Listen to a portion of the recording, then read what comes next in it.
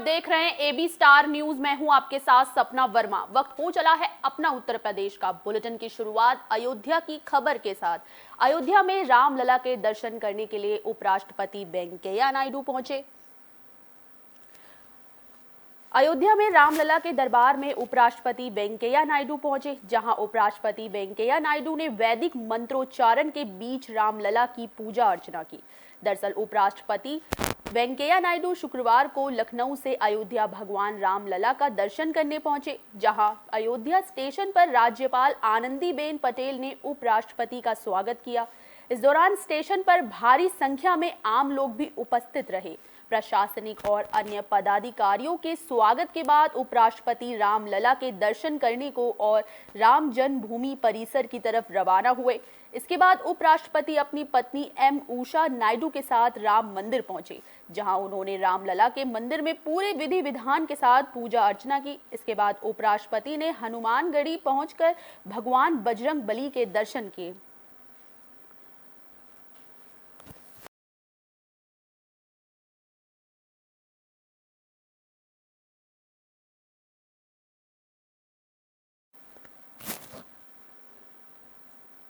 फिरोजाबाद में एसएसपी के निर्देशन के बाद दंगा नियंत्रण को लेकर रिहर्सल की गई।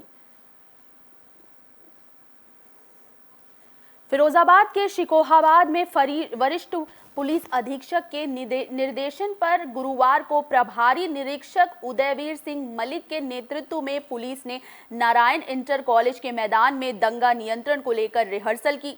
इस दौरान पुलिस ने 2 गुटों में विभाजित होकर दंगाइयों को नियंत्रण करने की टिप्स भी दी। इसके साथ भीड़ को नियंत्रण करने के लिए आंसू गैस के गोले भी दागे गए। दरअसल एसएसपी के निर्देश पर थाना पुलिस नारायण इंटर कॉलेज के ग्राउंड में पूरी मुस्तैदी के साथ पहुंची। सभी पुलिस कर्मी और सेफ्टी गार्ड हेलमेट और डंडे से लैस होकर इकट्ठा हुए। वहीं प्रभारी निरीक्षक ने पुलिस कर्मियों को 2 गुटों में विभाजित किया। उन्होंने बताया कि अगर कहीं दंगा हो रहा है और लोग पुलिस पर पथराव कर रहे हैं तो आप कैसे अपनी सुरक्षा के साथ साथ दंगाइयों को कैसे कंट्रोल करेंगे। इसी पर पूरी तरह से रिहर्सल आधारित थी। ये रिहर्सल पूरी तरह से सफल रही।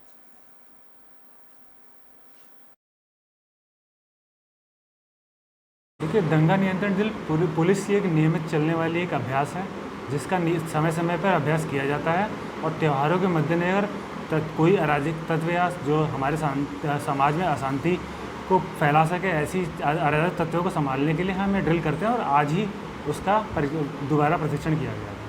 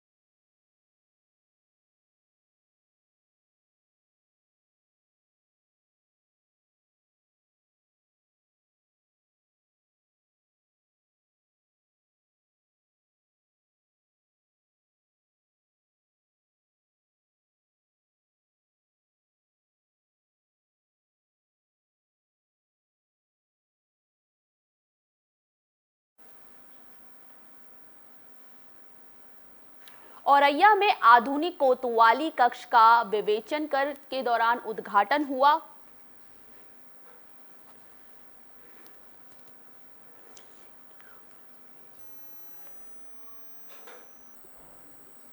यूपी के सीएम योगी आदित्यनाथ की हाईटेक और फास्ट पुलिस की मंशा के तहत औरैया में हाईटेक हो चुकी पुलिस के लिए और ज्यादा फास्ट वर्किंग के लिए आधुनिक कक्ष का उद्घाटन किया गया। जिससे कि जनता को ज्यादा से ज्यादा सहूलियत मिल सके। दरअसल बीजेपी सांसद प्रोफेसर राम शंकर कठेरिया ने आधुनिक विवेचना कक्ष का उद्घाटन किया। इस आधुनिक रूम में बाहर से आने वाले के लिए बैठने के साथ साथ अब हर विवेचना अधिकारी को बैठने के लिए कुर्सी और काम करने के लिए कंप्यूटर मिलेगा। इसके साथ बाहर से आने वाले लोगों को वातानुकूलित कक्षा की व्यवस्था की गई है। वहीं इसके साथ ही वाईफाई की सुविधा भी इस विवेचना में उपलब्ध है, जिससे कि विवेचना करने वाले सब इंस्पेक्टर को किसी भी तरीके से दिक्कत का सामना नहीं करना पड़ेगा। वहीं इसके विवेचना किसी भी तरीके से बाधित ना हो सके और पुलिस के सब इंस्पेक्टर को सहूलियत मिल सके। और विवेचना कक्ष में कैमरे भी लगवाए गए हैं, जिससे कि वीडियो कॉल की सुविधा भी उपलब्ध हो।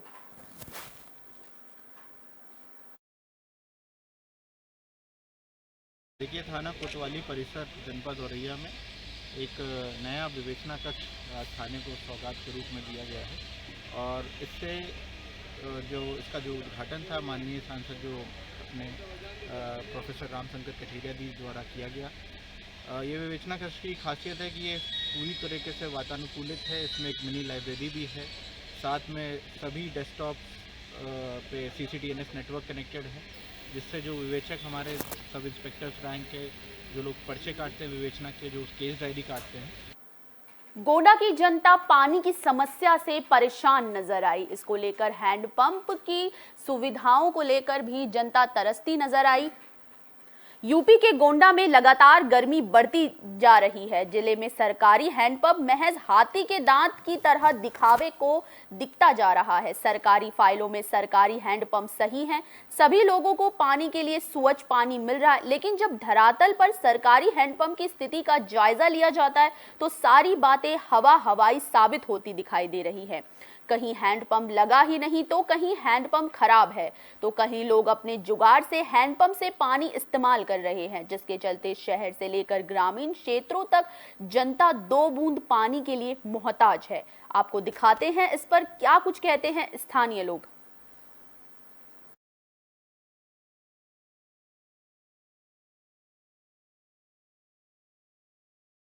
होगा 5-6 महीना से पानी पी में कैसी दिक्कतें, कहाँ से पानी पी रहे हैं जब खराब चल रहा? पानी वह हम दूसरे जगह से भर लावत रहे हैं। अब आए हैं कुआवत है, पैप फूट है, दूसरा पैप करी तब बनी कल खाल धई। महोबा में एसपी कार्यालय में साइबर डेस्क का आयोजन हुआ। उत्तर प्रदेश के महोबा जिले में साइबर हेल्प डेस्क की गोठी का आयोजन किया गया। इस आयोजन का उद्देश्य साइबर क्राइम की रोकथाम के लिए किया गया। इसके साथ ही साइबर अपराध की रोकथाम कैसे करें और किस प्रकार इससे बचा जाए, इसकी भी जानकारी दी गई। दरअसल जिला महोबा की एसपी सुधा के निर्देशन पर साइबर हेल्प डेस्क की महत्वपूर्ण बैठक का आयोजन किया गया। इस मौके पर एसपी महोबा ने सभी थाना अध्यक्षों को जन चौपाल लगाकर जनता को साइबर क्राइम के प्रति जागरूक करने के निर्देश दिए। इसी के साथ ही उन्होंने कहा कि साइबर क्राइम से पीड़ित व्यक्ति की तत्काल मदद करने के साथ ही शिकायत को तत्काल रजिस्टर्ड किया जाए। इसके साथ प्रतिदिन की प्रोग्रेस रिपोर्ट का लेखा जोखा भी तैयार किया जाना चाहिए, जिसका पर्यवेक्षण समय समय पर उच्चाधिकारी करेंगे। इस मौके पर साइबर हेल्प डेस्क से कार्यरत कर्मचारियों के साथ एसपी महोबा सुधा सिंह मौजूद रही।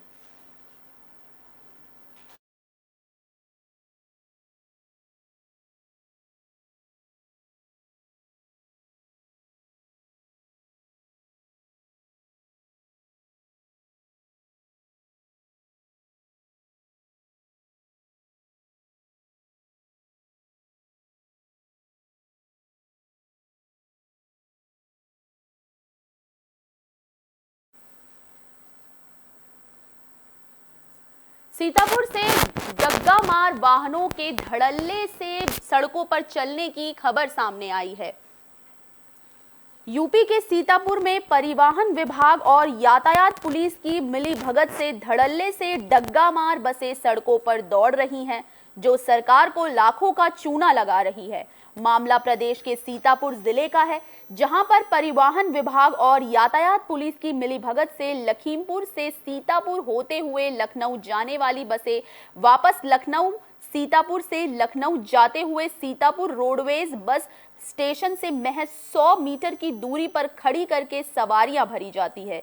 जानकारी के मुताबिक रोडवेज बस स्टॉप से 1 किलोमीटर के दायरे में कोई भी प्राइवेट डग्गामार बस खड़ी करना और यात्रियों को भरने का प्रावधान नहीं है, लेकिन परिवहन विभाग और यातायात पुलिस की मिलीभगत से लगातार ये काला कारोबार फल फूल रहा है, जिसके चलते सरकार को लाखों का चूना लगाया जा रहा है, लेकिन जिम्मेदार अधिकारी जानते हुए भी अनजान बनने की कोशिश कर रहे हैं।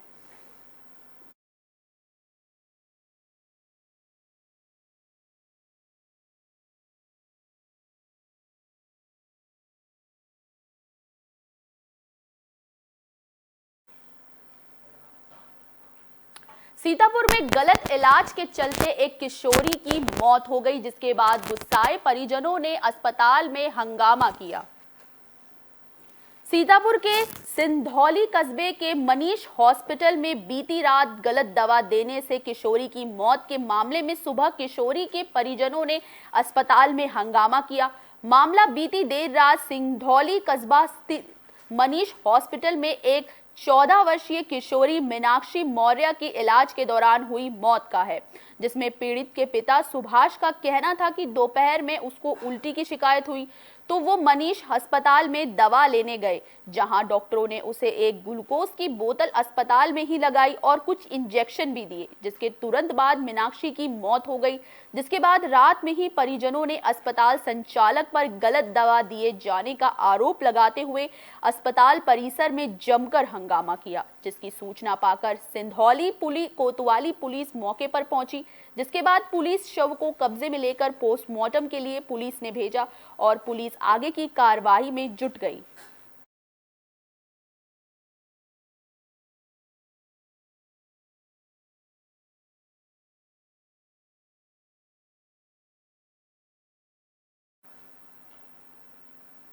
आगरा को हरा भरा बनाने के लिए इन दिनों अभियान चलाया जा रहा है। इसको लेकर महापौर भी उपस्थित रहे।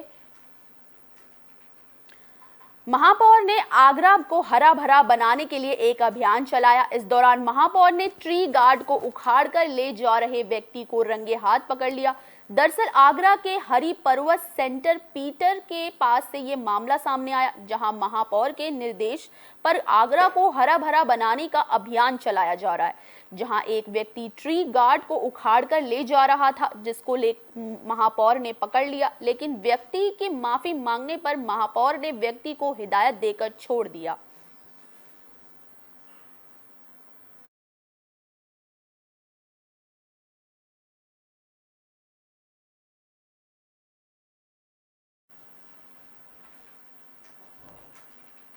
जिम संचालक पर आगरा से मामला सामने आया है युवती को भगाने का, जिसके बाद उसके घर पर आगजनी की वारदात को अंजाम दिया गया है। सिकंदरा की रुनकता से जिम संचालक के साथ गई युवती को पुलिस ने बुधवार देर रात को दिल्ली से बरामद कर लिया है, लेकिन आरोपी जिम संचालक को पुलिस पकड़ने में नाकाम रही। दरअसल बीते 11 अप्रैल को छात्रा रुनकता की रहने वाली गायब हो गई थी, जिसका आरोप जिम संचालक साजिद पर लगाकर परिजनों ने मुकदमा दर्ज कराया था, जिसके बाद हिंदू महासभा ने थाने का घेराव कर हंगामा किया। पुलिस को उसकी बरामदगी का अल्टीमेटम दिया गया। बुधवार को छात्रा ने जिम संचालक के साथ अपने कई वीडियो इंटरनेट मीडिया पर वायरल किए। इसमें एक वीडियो कमरे और दूसरा चलती कार में बनाया गया। छात्रा खुद को बालिग बताते हुए जिम संचालक के साथ मर्जी से आने की बात कह रही है, जिसके बाद पुलिस ने छात्रा की लोकेशन दिल्ली से मिलने पर बुधवार को वहां गई। माना जा रहा है कि पुलिस के दबाव के चलते आरोपित उसे छोड़कर फरार हो गया है। एसएसपी आगरा सुधीर कुमार ने इस मामले में चौकी इंचार्ज को तत्काल प्रभाव से निलंबित कर दिया।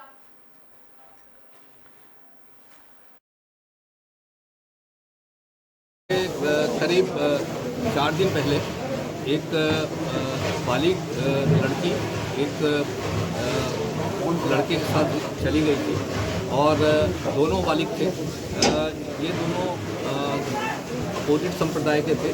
लड़की पुलिस द्वारा बरामद कर ली गई है। अभी कोर्ट ना खुलने के कारण बंद होने के कारण, छुट्टी होने के कारण उनका अभी बयान नहीं। गाजियाबाद में बदमाशों के हौसले बेखौफ नजर आए। बदमाशों ने सरेआम लूट की वारदात को अंजाम दिया।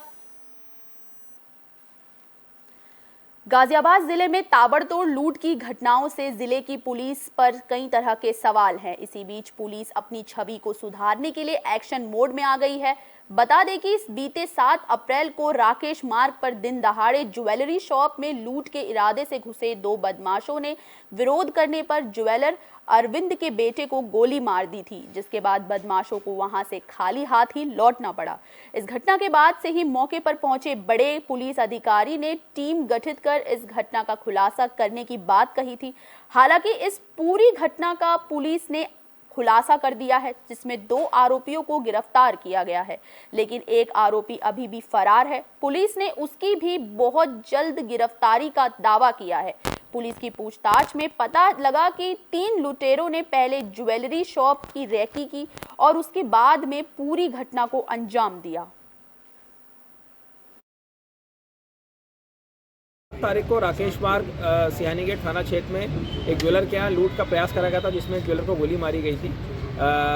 ज्वेलर उसमें बिल्कुल सेफ है। इसके बाद ही सियानी गेट थाना एसपी क्राइम की टीम और बाकी जनपद की स्वाट टीम लग गई थी। इसमें हम लोगों ने 2 लोगों को सक्सेसफुल गिरफ्तार कर लिया है। कन्नौज में हाई वोल्टेज करंट की चपेट में लाइनमैन आ गया, जिसके बाद उसे अस्पताल भर्ती कराया गया।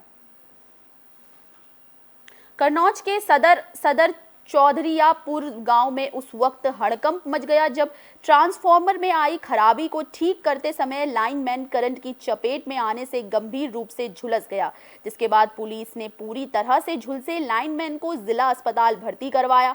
बताया जा रहा है कि जिस समय यह घटना घटी उस वक्त private lineman Rahul high tension line के पोल पर चढ़कर काम कर रहा था।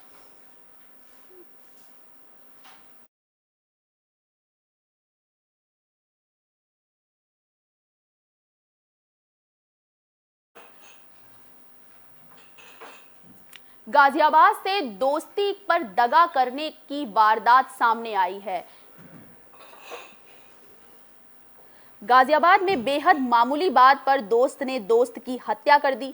पुलिस ने आरोपी दोस्त को गिरफ्तार कर लिया है। पुलिस ने बताया कि आरोपी ने इस पूरे हत्याकांड को आत्महत्या दिखाने की कोशिश की थी, लेकिन आरोपी को उसमें कामयाबी नहीं मिल पाई। दरअसल मामला गाजियाबाद के लोनी इलाके के सामने का है, जहां पर करीब 1 महीने पहले संजय नाम के युवक की लाश जंगल में पेड़ से लटकी हुई मिली थी। पुलिस को शुरू में लगा था कि ये आत्महत्या का मामला है, लेकिन पोस्टमार्टम रिपोर्ट से खुलासा हुआ कि ये मामला आत्महत्या का नहीं बल्कि हत्या का है। जिसके बाद पुलिस ने जब मामले में कड़ियां जोड़ी तो कालीचरण नाम के व्यक्ति का नाम सामने आया, जो संजय का दोस्त था। कालीचरण से सख्ती से पूछताछ की गई तो पता चला कि उसने पिता के साथ मिलकर संजय की हत्या की थी। जिसके बाद पुलिस ने आरोपी को गिरफ्तार कर लिया है।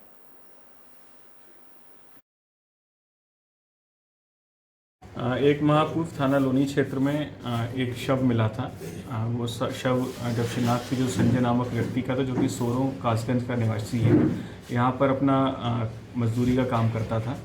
तो प्रथम दृष्टया देखने से प्रतीत हुआ था कि आत्महत्या का मामला हो सकता है, क्योंकि बहुत ही शातिराना तरीके से हत्या करने के उपरांत उसके शव को पेड़ से टांग दिया गया था। तो देखने से ऐसा ही प्रतीत हो रहा था कि आत्महत्या का मामला है, लेकिन हम लोग इसमें सभी पहलुओं पर जांच कर रहे थे। इसकी मेडिकल ओपिनियन ली गई, पोस्टमार्टम करवाया गया, तो उसके उपरांत ये क्लियर हुआ कि इसकी मौत जो है गला दबाने के कारण हुई है।